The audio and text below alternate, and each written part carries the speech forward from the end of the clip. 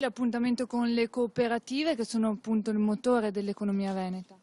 Sì, è un settore importantissimo, infatti mi preme molto e sono molto contento di essere qua oggi. Per noi è il centro perché quando noi diciamo che nessuno deve rimanere indietro, non è uno slogan, ma è proprio uno dei valori nostri fondanti.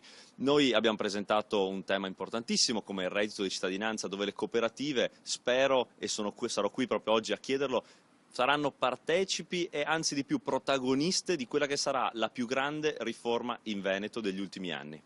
Tema caldo è anche l'allarme profughi, cosa dire su questo? È un allarme che va gestito con la serietà di chi sa che ci troviamo di fronte a un'emergenza e non con chi cavalca questi temi con slogan e ruspe. Noi abbiamo bisogno di strutturare in maniera importante quello che è il settore, per esempio, delle cooperative, per fare in modo che non si ripetano episodi come, per esempio, quello di Mafia Capitale.